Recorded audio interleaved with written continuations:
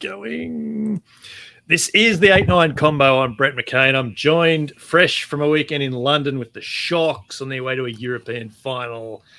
Harry Jones, hello, mate. How much of our little travel budget is left?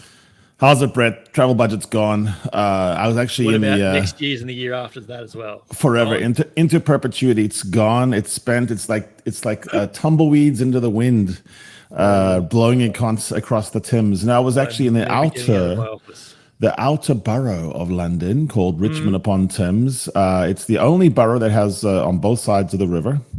And they just had an election. And just to give you a little flavor of where I was, because it's different from the rest of London, the election was only had one side, really, of argument. You had the Tories saying, keep Richmond idyllic. You had Labour saying, how wonderful are we? The Greens were saying, we deserve less than this utopia. Reform was be more like us. And then Liberal Democrats said, sorry, but the dogs like it here. So, look, it's just a little bit of paradise, and everywhere you walk, there's cricket fields and commons and greens and boaters, and everyone's wearing a straw hat. Everyone's got a Maserati. Everyone is pleasant, and everything is beautiful. But, from atop Richmond Hill, wishing that I had Wellingtons, I just strolled down to the Thames. Big decision was to get a little Lime bike this side of the river or the other side, but I took a wee mad ferry, one of the 4 ferries still operating. I didn't want to take a bridge. I wanted to take the old way. How long is this ferry? 100 meters? It's a little pitch shot. It's a lazy pitch shot. Yeah, right. But what it does is it gets you from one side of Richmond borough onto the Twickenham side. Yeah. And then straight away you're in this sort of diagonal alley. There's actually an alley called Diagon Alley. And you ride your bike, and I took it all the way to the Stoop. I mean, literally, you just wind your way through people doing, boot camps and kids' soccer matches, and everyone is just shopping. All women are wearing beautiful yoga pants forever. Run into Wayne Barnes. This is a true story. Wayne Barnes and his family. I was like, hey, Wayne Barnes. I felt bad because I yelled at him, but I had AirPods in, so I didn't know how loud I was. He looked a bit alarmed, but he was very pleasant. And then, 20 steps from the Stoop, there I parked my bike, walk in, and then you walk in, and with the Sharks, and thanks again to Marco Massotti, who's a real mensch, and Michael Leslie, the chief branding officer. They had me hooked up at the Legends Lounge. So I literally walk in and go, hello, I'm here for the Legends Lounge. Mr. Jones, we've been expecting. Yeah. So I joined, Kevin Peterson, Sia Kulisi, Big Jim Hamilton, Flip van der Merwe, that golfer, Tim Clark, musicians and Boerewors and all kinds. How many of his test hundreds did Kevin Peterson run you through? I got to tell you, man, Kevin Peterson is a guy who he has enough accomplishments to be, pretty confident, but he really wears that confidence. Yeah, I bet he does. He walked in with about 17 kids. And listen, we watched the match. I was with a friend of the pod, Jared Wright, and then a good analyst, I guess. But the physicality in the stands was off the charts. I mean, every time the Sharks did anything, Jared was rucking, mauling, jumping, punching, smashing me. We really went to it. But no, the game was a really interesting game. Did you watch any of the highlights at all?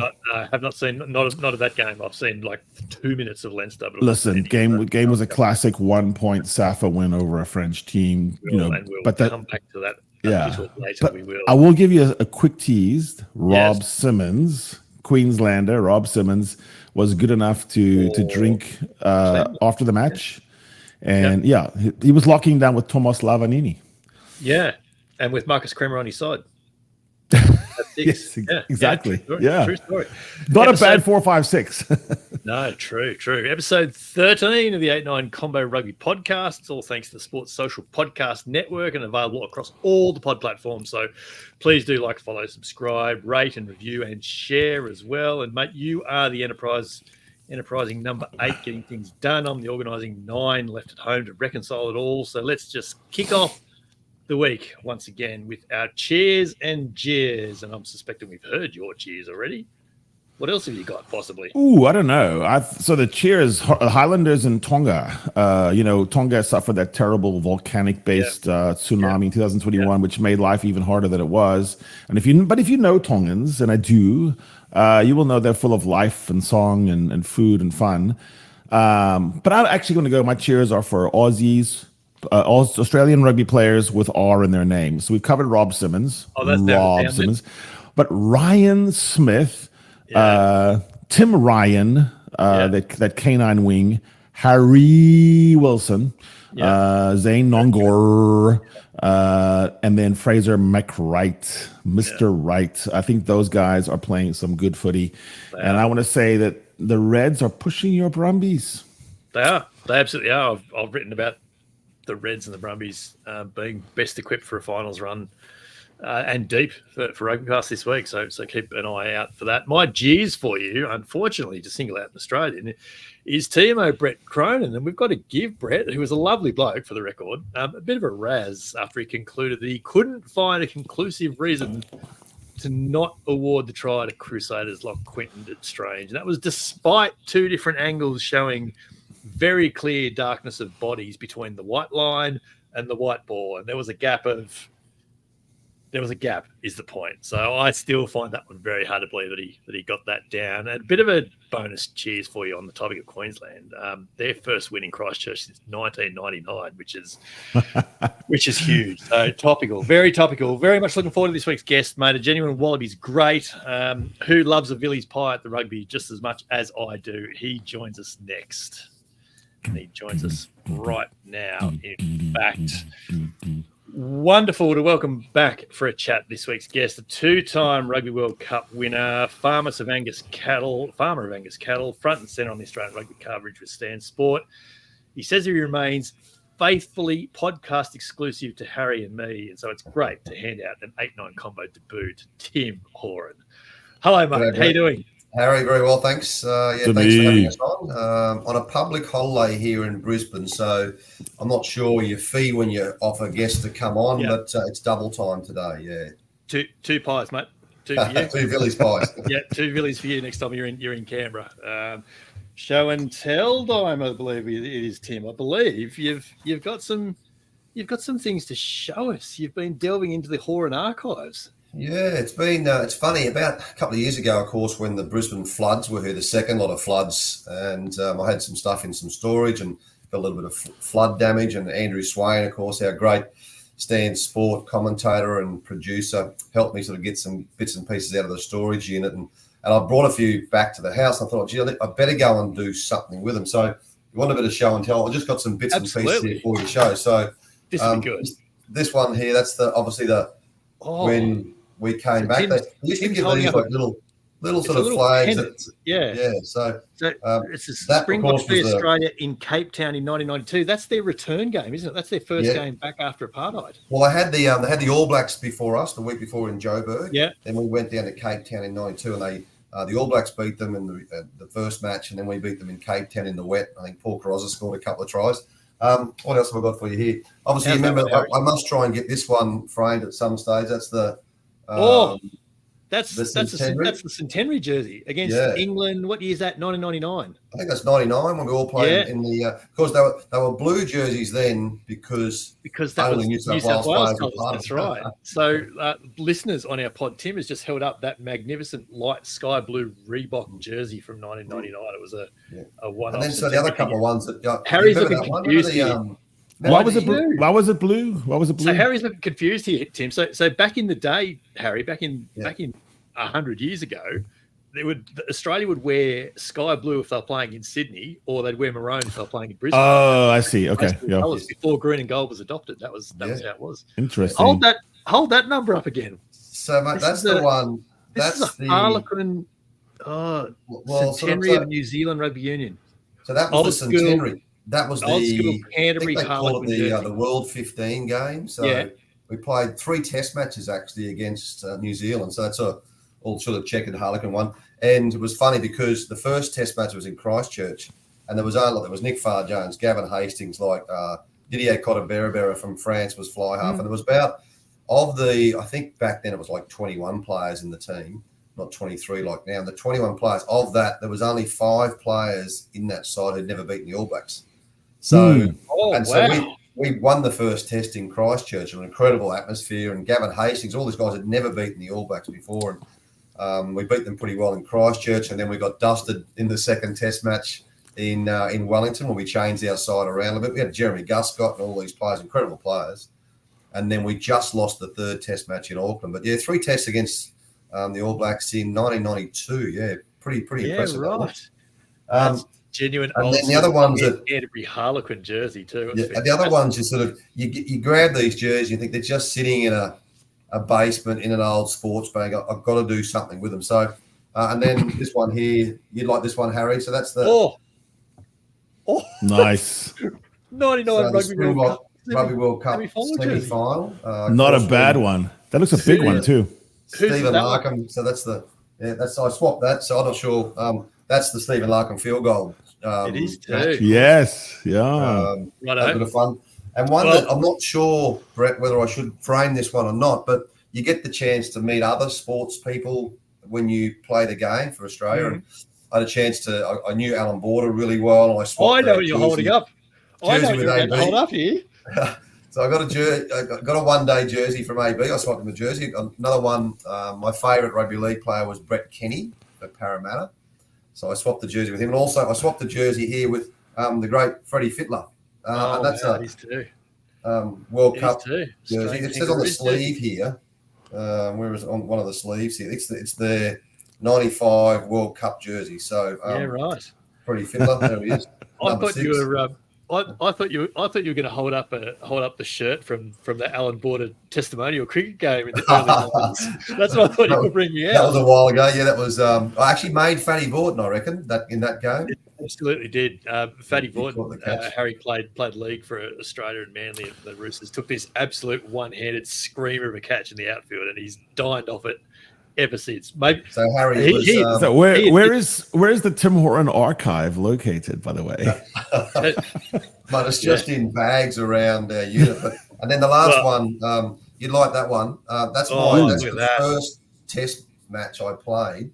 That's cool looking. Eden Park, 1989. And that's the ball. Somehow I end up with the ball. I'm not sure what happened. I think Joe Stanley came in, Smoking Joe Stanley, Harry came into the dressing room after the game, and he wanted to give me his All Black jersey. And I said, I didn't want to give mine away. He said, no, it's your first test match. You keep your own jersey. Here's mine. Gave me his number 13 All Black jersey. And then I sort of passed it on to other different people as when they were playing their first test match. And then somehow, I think he brought the ball in. I think he brought the ball in about half an hour later. Said, mate, I found this in our dressing room. We're drinking out the Bledisloe Cup. Do you want your first test ball? So that's it there. Yeah. I always liked that ball. I liked the visual of it. I thought it was good on the kick and the pass. So heavy. Yeah, that's true. Yeah. When they got wet, they were like a it was like a brick. Kick them. Yeah. But in the dry, Michael Liner and Grant Fox used to kick these 60, 70 metres. Mm. There you go. Anyway, there's my little show and tell. So for you, Brett, and they'll probably go back to the bag for another couple of years. That's all we've got time for today, Tim. Thanks for coming on, bud. Look, I tell you what we're going to do after we finish up here is Harry and I are both going to send you an address. So any extras from the Horan Archive that don't make it up on the wall, bloody hell. I don't need it actually. They left me loose in the stoop this week and unsupervised. I went to the Legends Loo, but anyway, there was like all these jerseys hung up on the wall. I just lifted a few, man. Oh, nice. On the way, yeah. I look forward. Well, Brett, I'm not sure if you've been to Ballymore yet and seen the new grandstand there. Not the new one, no. They have got a little bit of memorabilia in there. So if there's somewhere to put things like this, you'd like to do that rather than sitting in a sports bag underneath the stairs. Certainly. You need to ring up Jim Tucker. He's probably got a place for you. Yeah. Well, Jim Tucker's probably...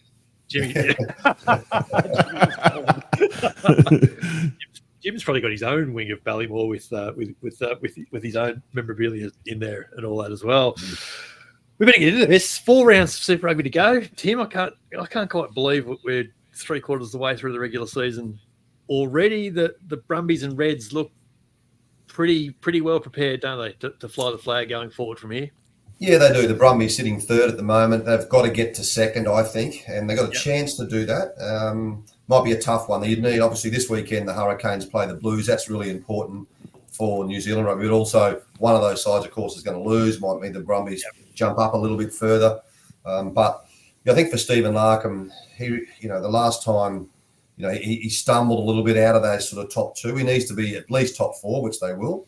And then the Queensland Reds playing some great footy and been unlucky in a few matches and a little bit of injury, but they've got to get to the four. So they have to be able to knock the Chiefs off. And the Chiefs play.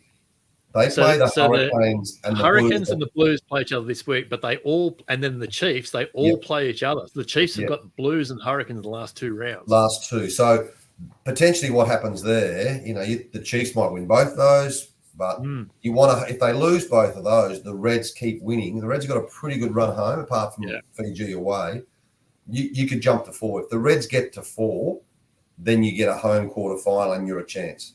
Fiji away, though, is in Suva, Harry, and not the cauldron of Lautoka. So they've already lost in Suva once this year. So if Queensland will see that as an opportunity. Absolutely. Yeah, I think so. So you look at the Reds with Tate out. I thought maybe they would slip off, but they haven't. Actually, they've kept the beat. And you look at guys like Ryan Smith. I think Ryan's really stepped up for higher recognition. But Harry Wilson, Fraser McWright, they're playing like gangbusters. I would say McWright Jock had a big difference on the weekend, didn't he? But Jock Campbell is the guy I look at, and he's a sneakily, quietly guy. He reminds me of a young Hugo Keenan in some ways, in that when Hugo Keenan was not viewed as being big enough, not strong enough, not robust enough, but he's just a good footballer. How you see Jock coming along, Tim? Yeah, it's interesting. I've said this probably the last 6 months. There's players that really suit Super Rugby compared to Test match level, and they're like, Harry Wilson, how well he's playing, Jock Campbell, they suit Super Rugby and are really good at Super Rugby level. It's just that next step, and they both can take the next step. Harry Wilson, we've seen him play for the Wallabies before, but you've got to be able to iron out those little tiny mistakes, the little drop passes that in Test matches can cost you. In Super Rugby, you can get away with one or two mistakes, but I like the way Jock Campbell's playing. You're right, Harry. He's a player who doesn't look like, he's not a big body player, but he's quite nimble, a bit like Tim Ryan is. He can jump and can step. He's very good at playing for the space. Yeah, he is. You were in that last Reds team that won in Christchurch in 1999. What's a win like that do for the belief of a young squad? Well, I think you start, especially the week before when you nearly beat the Blues, probably should have beat the Blues at home, and then you go away. You can go away and win at certain areas. And when you start, and these players are young enough, they don't have a hoodoo, in their mindset. They go, oh, guys, haven't won here for a while. Let's just play. I think that's comes a lot down to Les Kiss as well. But I tell you what, it gives them some confidence moving forward to know. But you've got to be able to back it up. You can't win a big match away, come back home Friday night against the Rebels and lose against the Rebels. And what's the point of winning away? Yeah. It's going to be interesting, Harry. They were exceptional. Queensland. No, I think they're going. I wonder because they were built on ruck speed, and I thought sometimes that's a tricky thing, to try and keep that kind of thing because other teams can negate it. But they have more tricks in their locker.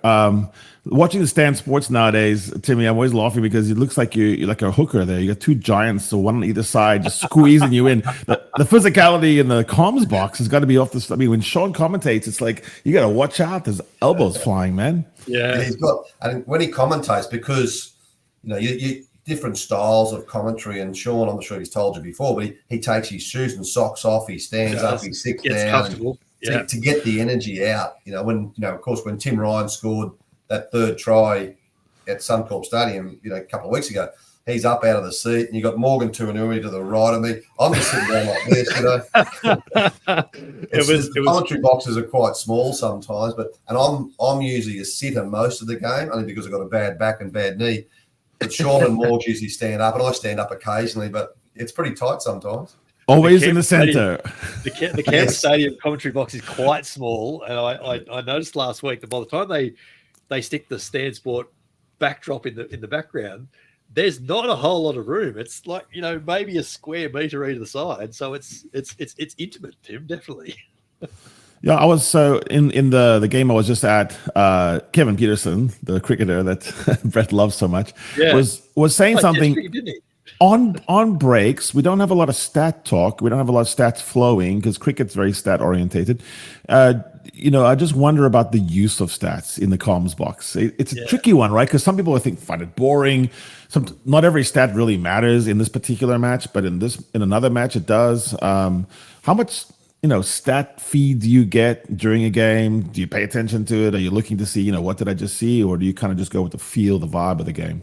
Yeah, all our commentary boxes, we have 3 monitors. So the 2, one to the left and one to the right, is what we commentate off. That's what the people at home see. You're obviously commentating live on the field as well, but you've sort of got to virtually look at those 2 screens because you can't talk about someone down injured in back play if they're replaying a try. So you call off the monitors, but you also, as you know, you look out in the field to see what's happening. And sometimes the director, you can key onto the director and say, I really need to have a wide shot of the back line because the 3 players are lining up behind the scrum. And then in the middle, you have a stats monitor, which gives you the majority of stats, whether it's field possession or territory or number of penalties. Like in the Brumbies, I think they had 12 or 13 penalties a row against them. So you can bring up specific stats, but I'm always a big one. If you overstat it, you lose people. Mm-hmm. And the game is complicated enough for people. I try and commentate for someone sitting in a farm outside of Toowoomba. She's 55 years of age. She's single. She's got a few kids. She watches all different sport. This is just my mentality, how I commentate. She sounds lovely, by the way. Yeah. And she's looking after your farm next door, isn't she? Yeah. But she's got the remote control and she's going to NRL, Aussie rules, and she finds herself on rugby on the 3rd time she changed it. How do we try and keep her for 4 to 5 minutes without her changing the channel? And we've got to keep the game really simple for her. She knows the game, but she doesn't know all the different rules and laws. Yeah. So we might mention one small one, but you can't go too deep because those people, you got to try and keep them for that bit longer. Yeah, and that's where the little graphic about what a penalty is for is so important. And the referees, I think Harry and Brett, you'd agree, the referees are much better now. They're mic'd up to the crowd at the stadium, but also as soon as the referee starts talking, we got to shut up as commentators because then people at home, the viewers, can then hear the law interpretation, why the referee blew the penalty. We don't have to say anything because you hear it. Because inevitably someone at home is going, what's he giving that for?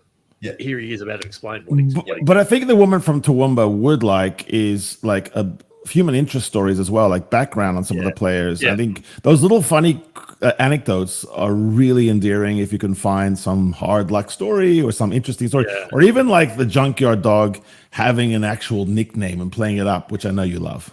Yeah. I think that's you find that the really entertaining matches and matches that are end to end, a bit like probably the Reds and the Blues last weekend at Suncorp Stadium. Crazy. You don't have time in the game to talk about stories. It's usually the games that pouring rain, it's 15-12, and then there's a story, there's a breakdown, someone gets stretched off.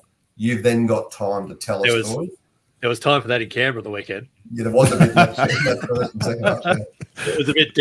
It's a rough night, Harry. When I've got to start a game, we've got to start the broadcast. I'm already under the umbrella. That's a rough. Or the games in Fiji or Tonga. Greg Clark's having fun because you're actually commentating off guys skating and sliding on the puddles. Our mate Taylor Johnson and Mills Muliaina did their sideline piece to camera post game, barefoot in ankle deep water. It was fantastic. The Brumbies just keep getting the job done. Tim, they started out superbly on Saturday night, and then Fiji. It was a funny sort of a game in the end. Fiji just sort of played the wet weather probably better than the Brumbies did for that middle 40 minutes. Yeah, I find with the Brumbies, all rugby teams can do this sometimes. You play as well as you have to against certain teams. Look how well they played against the Hurricanes. Because Hurricanes are there, the Brumbies lifted to there. And, the Brumbies went to 14-0 against the Drua in that first 8 minutes. Yeah. And then they just thought, we'll be okay now and try before half time. I made this point on air, actually, that it looks like, all right, now we're into that attritional wet weather game of football. Brumbies happened to be 14 points up. So they were sort of playing.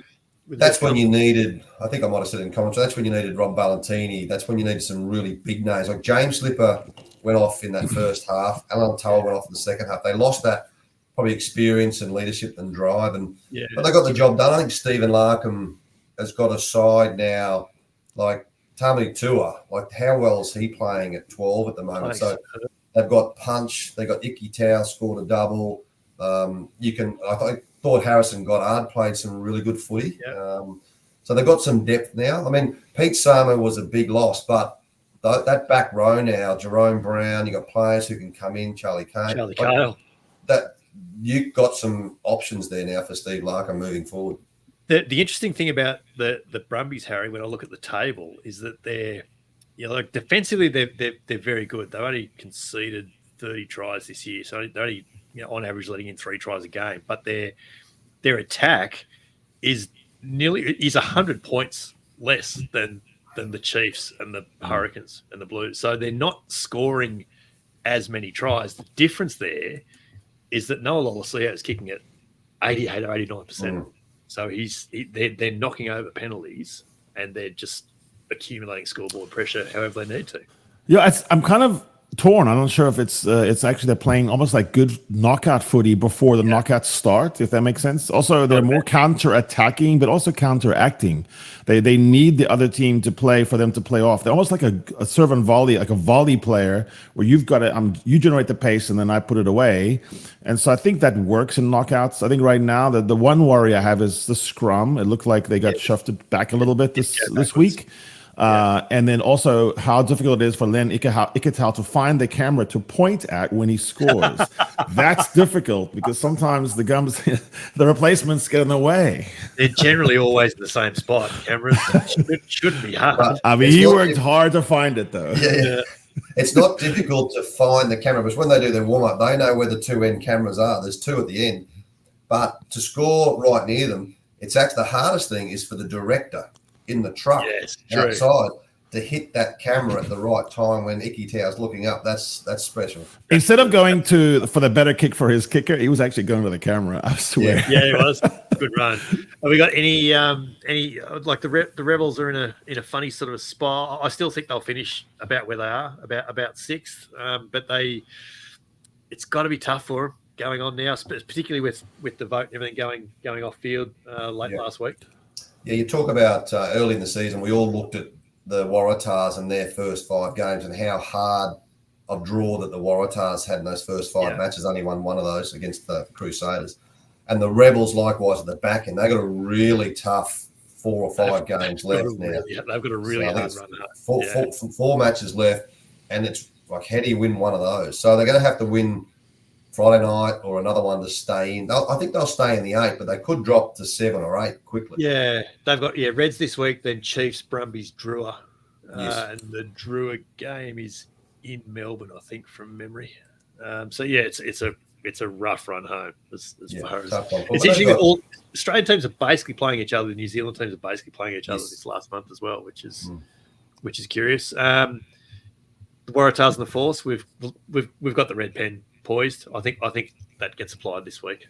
Yeah, it's a tough one, isn't it? And Harry, I'm not sure you've seen much of the Waratahs. They've got a really good side individually. Really good players like Lockie Swinton playing out of his skin. Like I'm not sure, Brett, if you saw our Rugby Heaven show last week, I picked him. I saw that. You picked him at lock. At lock, yeah. Someone's got to lift him. I don't know who's going to lift him. I saw that. What's he doing? But maybe he lifts Fraser McRod. I don't know. But I just had to find a spot for him. I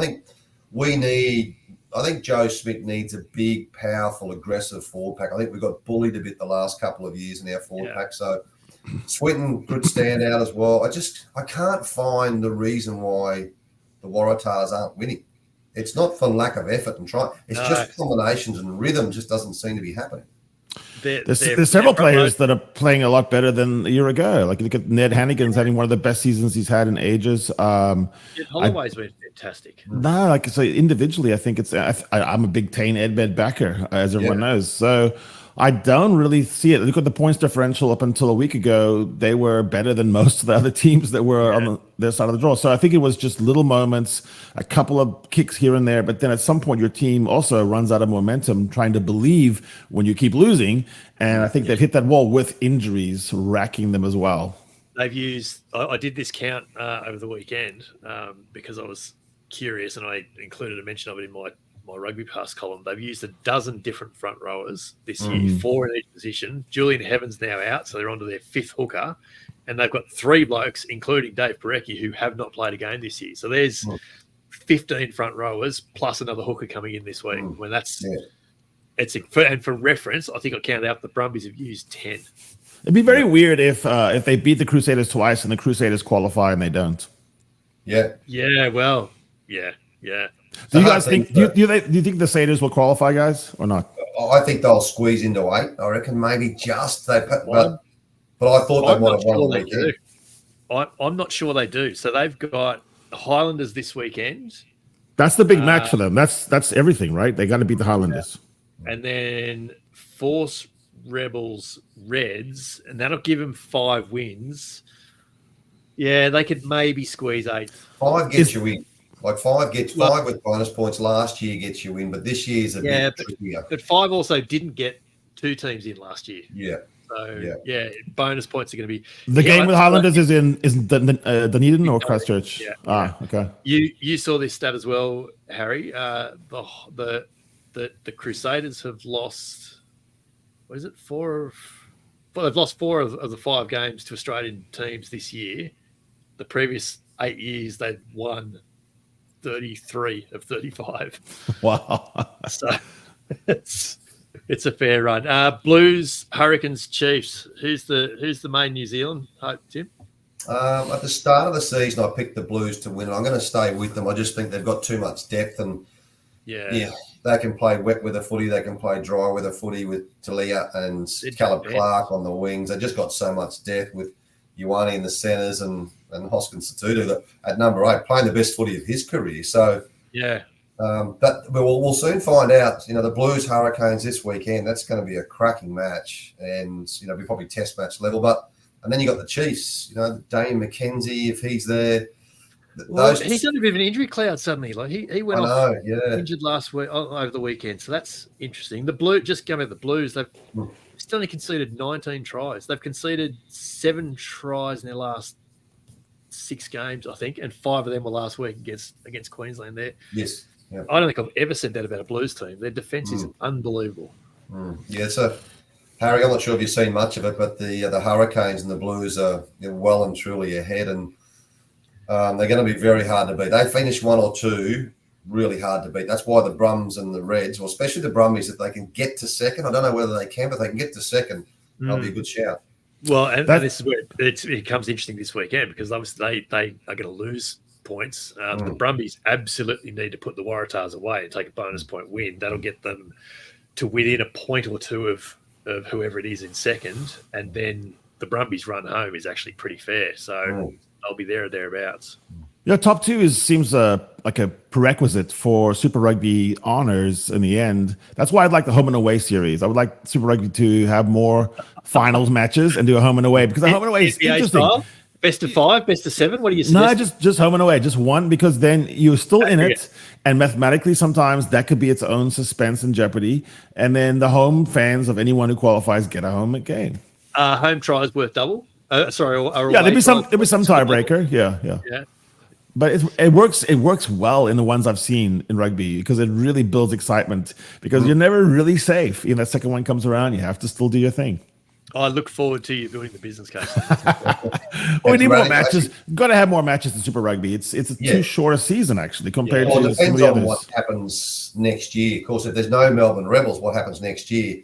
The broadcaster, as in Stan Sport and Channel 9, they need a certain amount of games. So they do. If the Rebels don't make it into Super Rugby next year, that means that you might be able to go to home and away, but you need a certain amount of matches to satisfy the broadcast rights. Right. And I was actually talking to Michael Hooper a few weeks ago. We were talking about rugby and how do we rejuvenate the game somewhere for people outside who don't normally watch it week in, week out. He actually suggested we should potentially go to summer and play and then just be aligned with the Northern Hemisphere. I went, it's not a bad idea because A-League did it I've heard that a while back. I think that's pretty radical. You could do it, but I reckon maybe next year we need to start looking. I haven't spoken to Stan Sport or anyone about this. I think we should every second week have a Wednesday night game of rugby because we're always competing on a Friday night. I like this. NRL and AFL. So why don't we go a Wednesday night? Every second Wednesday night, you have a game with, and you might not get the amount of people watching the game at the grounds, but I reckon you probably get a better television audience. TV audience, maybe. I like that. There could be something in this. And there's our break point. That's good. That's what football does, and basketball too. There's always a game in the middle of the week. There's always something going on. Yeah, it's true. Well, I think back to the first season of the NRC, and they played Thursday night games because at that point the NRL wasn't playing. Yes, Thursday night. The complication will be a rest factor, right? So it's going to be synchronizing that how many days off. Yeah. Anyway, I like the idea. Yeah, Tim, it almost feels silly to be thinking about Australian squads with another 4 weeks and finals of Super Rugby Pacific to go. But you mentioned before we're already into Wallabies squad naming and overlooking the fact that you picked Lockie Swinton at lock last week. We are getting close to that. We are starting to think about everyone in terms of who might fit into a Wallaby squad suddenly. Yeah, it'd be interesting what Joe Schmidt, the new Wallaby coach, is thinking. By now, with 4 rounds to go, of course, there's 1, 2, or 3 matches less for the finals. You'd think he's getting a side, starting to mould a side together on how he wants to play. Does he want to play open, expansive style of game with a big forward pack? So, does Corey Toole get an opportunity in the squad? There's other players, Darby Lancaster, what he's done with the Rebels. How does he mould a side together? It was a long time ago, but when I was independent selector with Eddie Jones in the first time Eddie Jones had a crack at it early 2000. Yeah, let's be clear about when it was. The very successful first coming, not the lesser second coming. Yes. Well, the second time, I reckon I would have picked about 10 players he had in the squad. Anyway, but he used to pick after every Super Rugby round. On a Monday morning, we'd get together for an hour and a half, then Monday night, an hour and a half, and we'd pick our test team every Monday. Yeah. So by the time we got to Monday afternoon, 6 o'clock at night it was till 7:30. By the end of that 7:30, we'd have a test team ready to go. So that meant by the time we got to the end of the course of Super Rugby, we pretty much had the form players in their positions all the way through. Would you depth chart it every week or just pick a 23 and then compare all those 23s? Does that make sense? Or did you try to go down to third string? No, we'd pick the 22 or 23. I think it might have been 22 back then.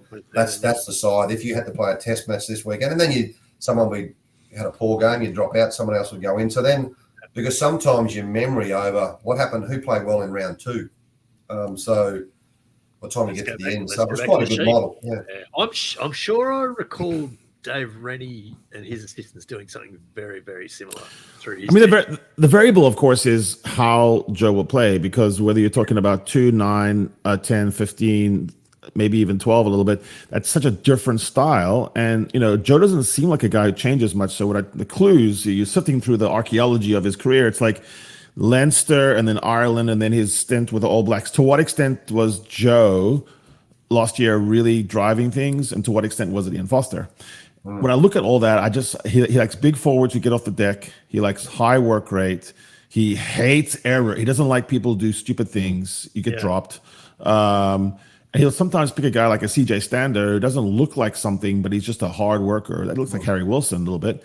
And then you have really clever guys, like tough-minded guys in the back line.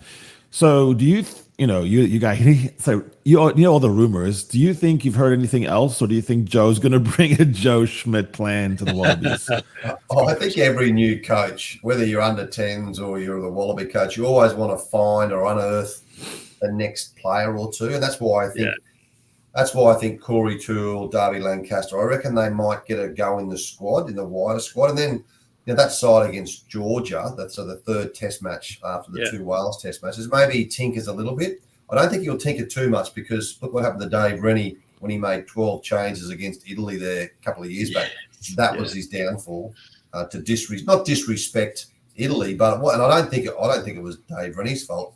The players, those 12 new players that he selected, didn't perform. So I think he had 5 tests on a tour as well. I mean, whoever scheduled that, it was crazy with the injuries. So, but depends what he does. And those first 3 test matches is pretty important to re-engage the rugby public when there's a gold jersey on play. Yeah. Who do you think is a good 15 for Joe Schmidt kind of game plan? You know, he had Rob Carney forever and ever. He kind of he likes old play. I mean, Bowden Barrett World Cup. Do you think it's going to go back to experience, or do you think he tries something new at 15? Well, the tough call for Joe Schmidt will be Tom Wright's the form 15 of the Australian competition. So he's been in really good form. He was in really good form the last couple of years as well. Remember, Brett, you look 2 years ago, he was the form 15. Last year was the form 15. Even the first 6 weeks last year, he was incredible. Yeah. And then he gets a chance to play and then blows his opportunity because you know, when you talk about mistakes, Harry, Tom's a player who can be brilliant, but then if he can make 2 or 3 mistakes and then just go into his bubble and don't want to play. So I think if Joe Schmidt can say to someone like a Tom Wright, I'm picking you and you're there for the first 3 test matches, I don't care what you do. Yeah. And I'm going to back you. So you just go and play your game and then you'll probably see the better Tom Wright at 15, and that's the way he goes. He might go Callaway, but I think Callaway's a better winger than Tom Wright is. Yeah, Callaway slots into 14 pretty comfortably. Plays that sort of hybrid second fullback role, can run that straight line. I think we're seeing a different Tom Wright this year. He's a relatively new father, so he's got the little one in tow, and he was nursing her post match last week before maybe. So I think we're seeing a different Tom Wright this year. And look, I actually think you could pick Callaway and Wright 14, 15. You could throw them a jersey. It wouldn't really matter which one it is. They're going to play a similar sort of game. I think it's 11, 12, 13 is probably where the interesting conundrum comes. Do you think he uses this year to Joe Schmidt? This is to set up for the Lions next year, or is now the time for a proper post World Cup shambles reset? Let's just start again. I just think you just got to win test matches. He's got to pick the best side he can get and try and, as I mentioned before, to give fans some hope. Like if fans see, if you beat Wales Test 1, Wales Test 2, then you beat Georgia by good scorelines and play some entertaining brand of rugby, people go, okay, I'm back in here. I'm ready to go. I'm with you. And you beauty. But then the big one is you got to either get close or knock off the All Blacks this year. Yeah. That's big. And then, of course, we've got 2 test matches here in Australia against the world champions. And what better way to show the rugby public that we're either close or better than the Springboks? You're nervous about that one now, aren't you, Harry? I never really bank on a win in Australia with the Boks. It just seems like a 50-50 rivalry for the most part, and home always wins. One game's in Perth, Harry, so that's a home game. One's in Durban Brisbane, East. though. Yeah. One's in Brisbane, though, so that's the Boks haven't won Brisbane since it was it's a tough place for anyone to win. Village, at least. Now, Joe is an unsentimental guy to me. You know, he's going to build depth. He wants to win now. Every time he talks about his Ireland tenure, he always mentions that he brought the ranking up. I think he really takes that seriously, and I think he doesn't want the Wallabies to be languishing around 7, 8. It has big ramifications too. With the Wallabies at 9 or 10, he's got plenty of opportunity to do that. No, I think that's what he'll use. And I was looking at a game this weekend. It was Toulouse, and they had Mani Miafu on at lock, and he was just mowing people over. And they brought Arnold on as his sub. And I just thought, there's so much depth when you look at Australians abroad. It's going to be almost, perplexing for Joe. Like, I wouldn't want to have 5 or 6 really tough locks, big locks who played international. But that's interesting in itself, because certainly all the noise that we've heard from him in the last few weeks, Tim, you would have heard this as well, is that it certainly sounds like he's going to basically pick from Australian-based players, certainly to start with. Yeah, I think he wants to reward Australian-based Super Rugby players for, one, staying in Australia and not looking offshore. And, probably the other couple of things, I'd pick Marika. Marika's been in really good form in Japan. I've been watching his games. He's in top form, and you look at what he's done the last couple of years, sensational. Yep. The other couples, maybe Arnold, Skelton, Samu Karevi, they're the 3 you go, okay. I think Samu Karevi, I think Hunter Pai Sami's at Samu Karevi's level now. Going to say, I don't know that you necessarily need Karevi now. No, you don't. And he's playing second division in Japan. Is that a level you want to bring him back for? I mean, he's still a very good player, but I think Hunter Paisami is showing that he's at that level now. Yeah, yeah. And then there's the talk about, does Carter Gordon slot in at 12 at some point? I think you need a carrier. Yeah, you need a carrier at 12. Like Iggy Tau and Hunter Paisami, if you can keep them in the centres, get a pairing going, that's your centre pairing. And then Geordie Pataya, he might come back later in the year after his injury. Potentially. Maybe. Yeah, it'll be interesting. It will be interesting to see how it all goes. As we say, there is only a month of Super Rugby to go, and it's basically we're 2 months away from the first test effectively. So it's going to get very interesting now. Everything is going to be seen within the lens of Wallabies selection and everything, Tim, going forward from here. So there's plenty to play, isn't there, for the next Yeah, it's exciting. I think, and you look at the AGM from Rugby Australia recently, the board's now settled. You got Daniel Herbert at chair, and I'm not sure whether he's the chair for the future, but he's certainly going to be in that seat for a little while. Phil Ward's doing a good job. I think also what Phil Ward's doing, he understands grassroots club rugby, women's rugby. He understands how important that is. But he also understands realistically that you need the gold jersey to be winning to help fund the games. That's very important. Absolutely is. But it's been good. It's been good to catch up as always. I appreciate the show and tell to start with. That's a new angle that we're going to have to ask of guests every week now. Going, they must bring in something, but whether it's from the golden oldies days or sixth grade or something. Now, absolutely. No, it's been. I meant to ask you, Tim, before you run, are you going to watch any of that under 20s, the young green and gold versus the gold green and gold coming up on Tuesday? Yeah, so Andrew Swain and I, we commentated on the first one on Stan Sports. You can watch all those games on Stan Sports. So we did the first one, which was atrocious conditions at the Sunshine Coast, which is an hour and a half north of Brisbane.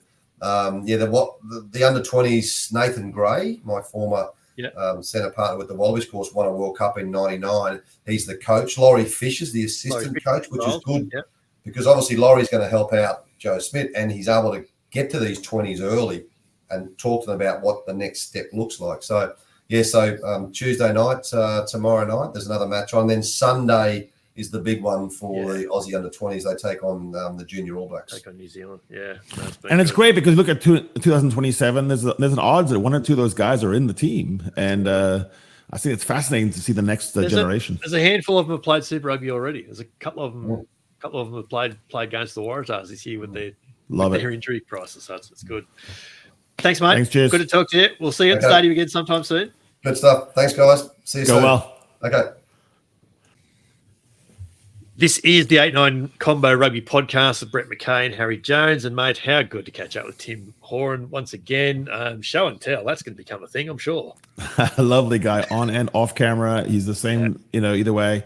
I remember when I caught up in France with him, and his knowledge of rumors that turn out to be true, spot on. So love chatting with him. Like whatever he says, it's always got some element of truth in it. It's about to be true. Yeah. Yeah, exactly right. Exactly right. You can obviously see Tim on the Stan Sport coverage in Australia. You can follow him on Twitter at TimHoran12 as well. Let's head around the grounds, mate. Touch the major talking points from the weekend, the various competitions around the world. We've touched on Super Rugby Pacific already. The Hurricanes and Blues set up an epic top-of-the-table clash this weekend with big wins over the Waratahs and the Rebels on Friday night last weekend. Moana Pacifica made a bit of history on Saturday, playing their first ever home game in Nuku'alofa, which makes Tonga the 11th country to host Super Rugby games. Can you now, without notice, without looking this up, name the other 10? This is like pub trivia night. Yes, it is. I'll give you the first three. Fiji. South Africa, Australia, New Zealand. Fiji, correct. Japan, Correct. Singapore, Correct. That's 6. Argentina. Correct. Let's see. I think there's been one stage in England. Correct. Crusaders played the Sharks in 2011 after the earthquake. Oh. At Twickenham. I'm running out. Anything in the USA? Hawaii, maybe? No. Samoa and Argentina, obviously, are the other 10. Oh, okay. So you said England. Yeah, England is the one that actually the one that I haven't mentioned is Hong Kong. The Sunwolves play Stormers in Hong Kong. So that is the 10. That's a good one. That would stump most people. The Hong Kong, England or Hong Kong is the one that stumps people there. Who I haven't asked you this for a few weeks. Who's the best Australian team? Who's the best New Zealand team right now? I actually think the Reds have been catching the Brumbies, and I mentioned the set piece a minute ago. And that's distressing to see the Brumbies pushed off the ball. I mean, Alan Alatoa is back, so that's good. But I still think the scrums I'm going to say the Reds have caught them, and it's right there. Look at the points differential. You look at the style of play, people coming back, coming in. I'm going to say it's Brumbies, Reds, clear, like the same. And I think the same thing is true over on the New Zealand side, that the Blues and the Canes are effectively 1A, 1B, but probably the Blues have the better defense. And I think the fitness state of Damien and McKenzie, the Chiefs are also good, but the Chiefs are too the Chiefs are too dependent on Damien McKenzie. When he's out, they're not the same team. No, completely agree with you. We'll be back later in the week with games of the week to discuss round 12 and to kick off competitions around the world. It was the European semi-finals. Over the weekend, the Champions Cup saw Leinster hold off Northampton despite 2 tries in the last 20 minutes from the Saints. Leinster held on 20. That was a really good match. That was such a classic two-half thing. The little highlights that I've seen from Croke Park was a cracker. Toulouse led Harlequins 31-12 at halftime and did it pretty comfortably in the end. They won that 38-26 to set up the final that you mentioned last week that everyone's probably expecting and waiting to see there, Leinster v Toulouse. In the Challenge Cup, the Sharks rallied to score twice in the last 20 minutes to stoop to beat Claremont 32-31. Gloucester killed off the last bastion of Italian rugby romance, knocking over Benetton 40 points to 23 at the King's Home. The finals are on the weekend of May 24 and 25 at the Tottenham Hotspur Stadium, which I'm going to try and find out a way of how I'm going to watch those live if I can. Yeah, so the Sharks have invited me back for that, so that's going to be good. Yeah. Are they paying for this, or is what's left of our budget paying for this? It's all okay, brother. Don't worry about it. Don't even think about it. I've got a narrator's voice in my head just going, it wasn't okay. Now, listen, there was that game really did play out well with the Sharks and Clermont. There was this kind of sequence of plays where Eben Etzebeth would go chase a kick, and then he actually gathered one back, and that set up a slingshot move where you had Lucanio Arm, Vincent Chichuka, and Mapimpi finish it off, and it just looked like like that was it. But Sia Praisegood Masuku, number 10 for Sharks, it's his middle name, Praisegood, had to make a kick, a touchline conversion, and that was in the stands. Is this the game winner or not? It was the winner, and so 100% from the tee. He is someone to look at as maybe a third string number 10 with Pollard not ready for the Wales test, so look out for that. People did say in the stands around me, it looks like Ox is a bit tired, and so that brings up the famous scrum that I had with Ox Fincher. And it's possible to do with your little run in. I might have worn him out, man. So we had a classic scrum duel where I tried to leave the bind till late because he coached me on that, and then he double-crossed me. If you haven't already seen it, find Harry's socials. You can see it on mine as well, where he meets Ox in Shay and just goes straight into scrum. And there's drama, and it was caught on video, of course. Yeah, there's drama, and it looks like it's happenstance, but obviously it's like pre-worked out. And literally, I said, let's go like 10-15%. And something about Ox is when he gets into a scrum, it's not possible. So his 25% felt like 85%, and so I didn't even have the bind in before I was scooting backwards in the wooden floor. Overcame your dodgy bind quite comfortably. The URC, the Premiership, the top 14 are all back this weekend. We mentioned round 1 of the Rugby Championship under 20s. Shocking weather on the Sunshine Coast. That was pretty ridiculous.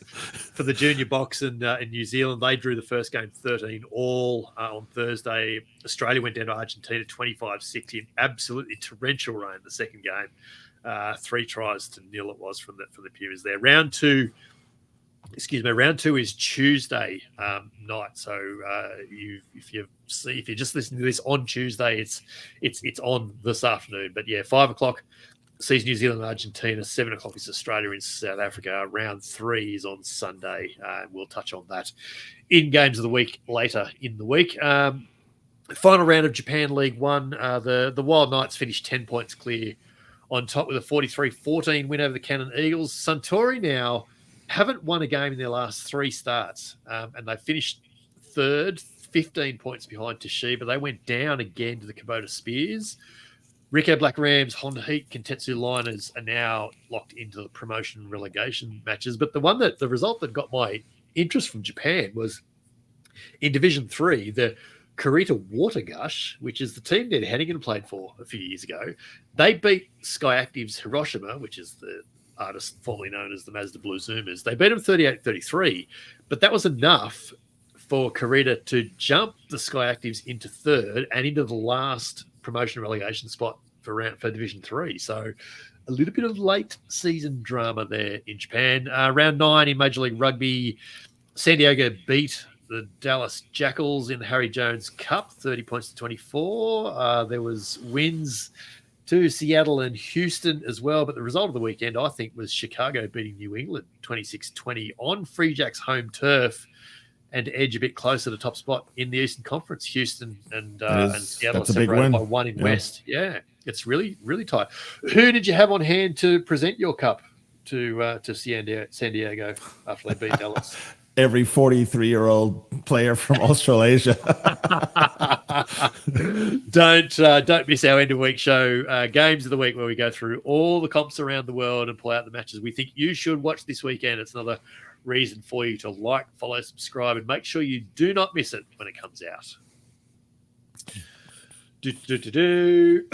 Some news of the last 7 days to finish it, mate. The Dragons in Wales went on a bit of a signing spree last week, picking up Solomone Funaki from Moana Pacifica, and the next day turning around and signing Harry Wilson from New South Wales. So he's switching New South Wales for the original South Wales. I panicked when I saw Harry Wilson. I was like, no, not you. But you the weren't, other Harry you weren't Wilson. alone when I popped that up in the socials. Like, what? Why are the Reds letting him go? No, it's the other Harry Wilson.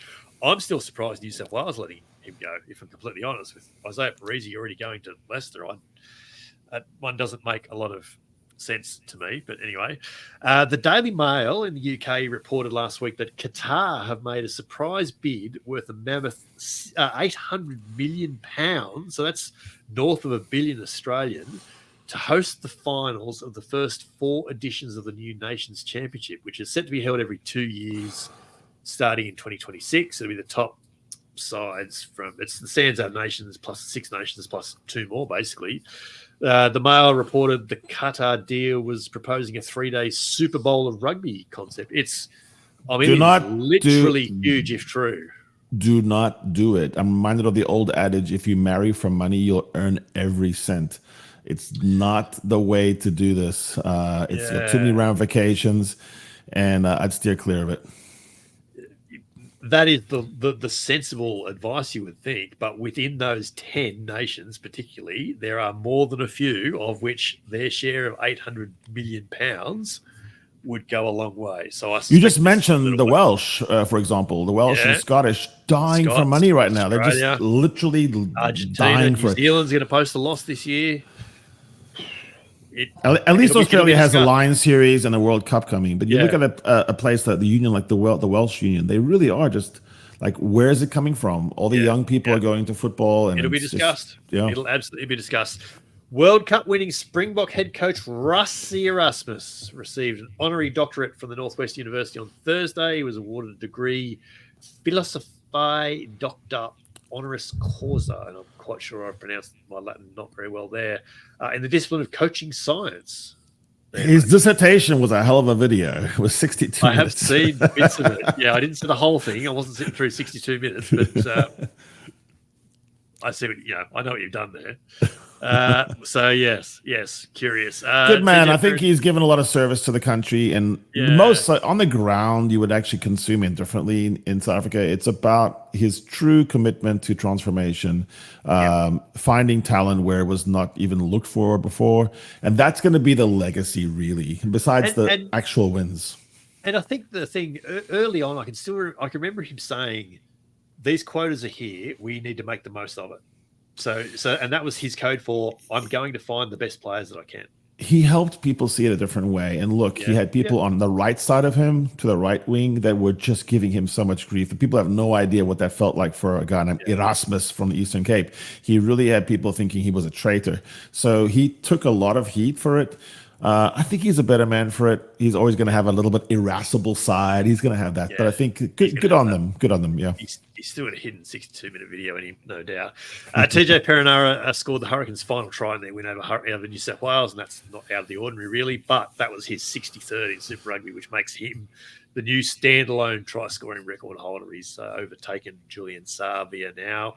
Darcy Swain re-signed on Sunday with Rugby Australia, but will switch from the Brumbies to the Western Force for the next 2 seasons. I'm not totally surprised by that. The Force had a big play at him for this year, so they've finally landed their man there. Argentina's men claimed their first ever Sevens League title. New Zealand overcame Australia in an epic women's final to win both the Singapore leg and also the Sevens League titles.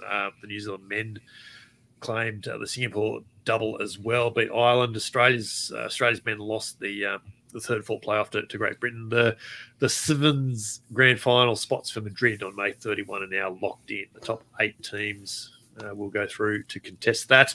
And finally, mate, former Tongan rugby international Hermani Lavaka died last week. I actually had this down last week. Died in hospital in Sydney. He was a member of Tonga's 2003 World Cup squad in Australia, played more than 100 games for Eastern Suburbs in Sydney, had a 2-year stint with the Melbourne Rebels when they started up in Super Rugby as well. But he finished his days playing and coaching in Parks and Forbes in Central West New South Wales, and his funeral was in Forbes at the rugby club in the middle of town on Monday as well. So our thoughts with his family and friends and the rugby communities up through the Central West, where he had a massive impact, I know. So our thoughts there.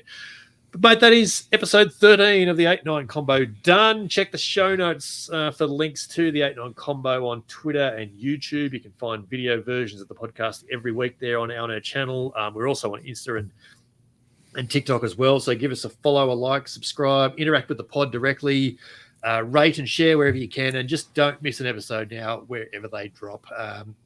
Harry and I remain on the socials in our usual places, at Harry Baldy Jones and at BMC Sport, while you find Harry's written musings on the Roar a couple of times a month. My weekly Australian columns are now on Rugby Pass as well. This is the 8-9 Combo, the short side set piece combination you didn't realise you needed, coming from the podcast double act you already had. I'm Brett McKay. He's Harry Jones. And we'll be back in your ears in a few days' time with Games of the Week. Come, play with us. Yeah. Brum, brum.